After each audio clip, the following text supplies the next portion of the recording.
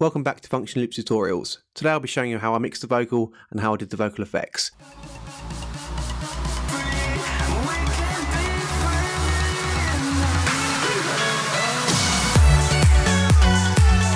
I'll quickly show you the lead vocal with and without the effects.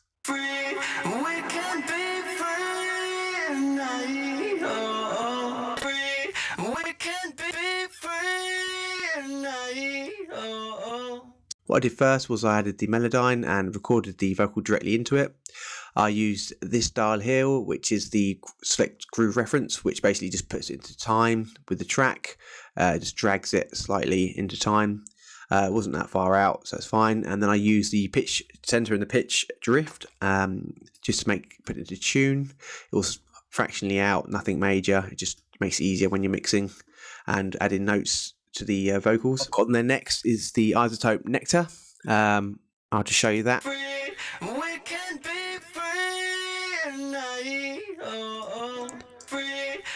So what I've got on there is I've got the harmony, de-esser, compressor, effects and delay. So I'll start off with the harmonizer. I'll show you what that's doing.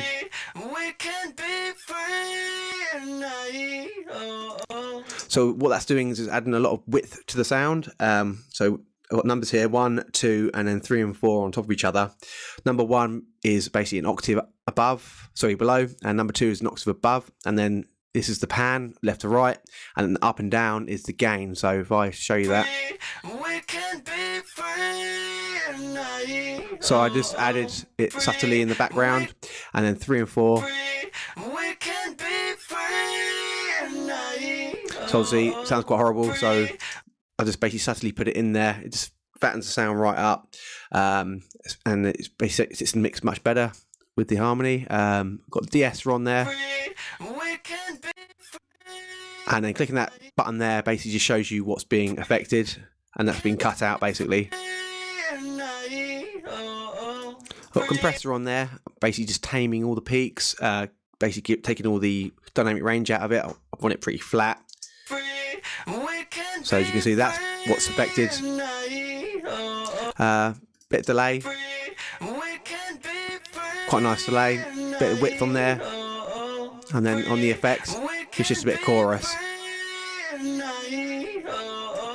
Next I've got the UAD Studio on there, and it's basically adding some saturation and a bit of high end on there. And we can be free tonight. And we can be free tonight. It thickens the sound up quite nicely, and because it's added high end back in there, I've had to retake it back out with another de-esser. And we can be so that's what's being cut out by clicking that dial. It tells you what's been cut out. So I didn't like that sound. So it's around about. So you audition it here to what you want cut out. So anything between 4.3 and 14K is cut out. I've got another de-esser here, just a bit more surgical de-essing.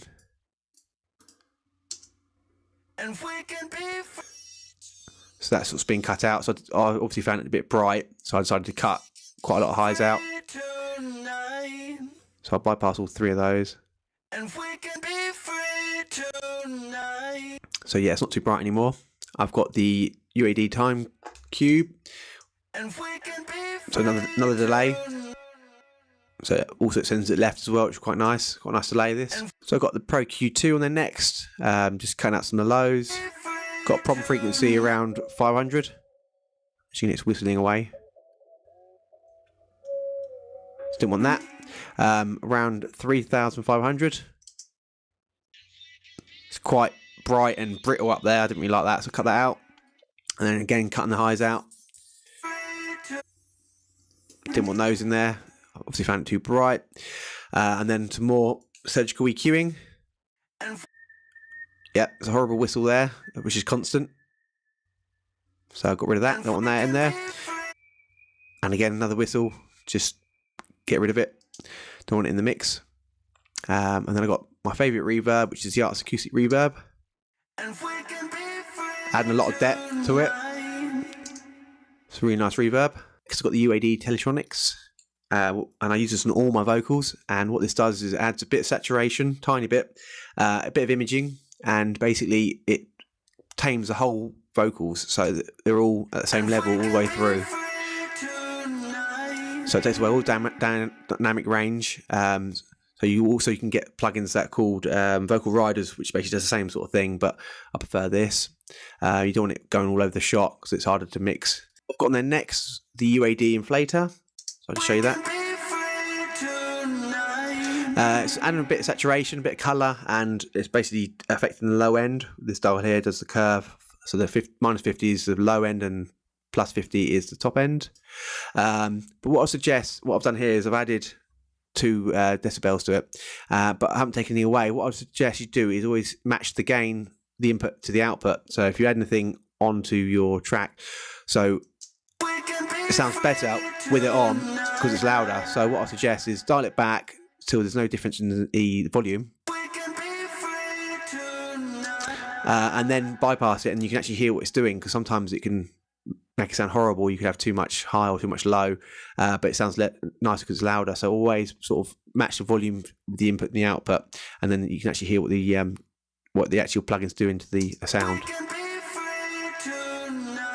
So it's quite subtle, but it's a bit of coloration. And the last plugin I have on there is a gate. Because I've added so much sort of distortion and coloration to it, it's actually just, I can just hear a faint white noise all the way through the track. So what I've done is put a gate on there, and then basically it's just getting rid of it. So you might be able to hear it, you might not.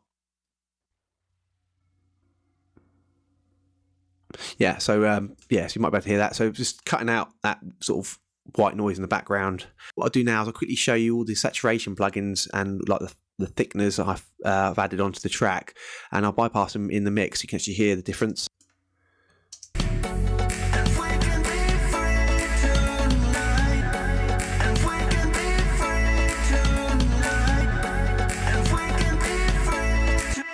As you can hear, it's quite subtle, but it does thicken the sound up quite a lot. So now I'll show you the effects. I'll just quickly show you the vocal rise.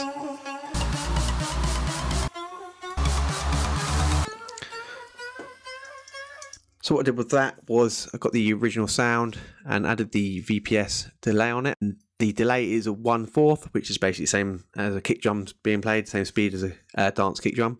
And then ping pong delay, so it sends it left and right. Bit crashing on there, and quite a lot of feedback. That's how it makes it sort of keep playing over and over and over. So it keeps going and going. So the dial feedback back, it sort of goes. So I just basically use that as a loop. Bounce it down, and then basically just added the waves pitch shifter on there, so the sound shifter, and then just raised it up. So I'll just quickly show you that. And that's all I did for that. I did for the sort of held vocal part, which sounds a bit like this. Is same principle as before. Using the VPS delay, and just used a different section.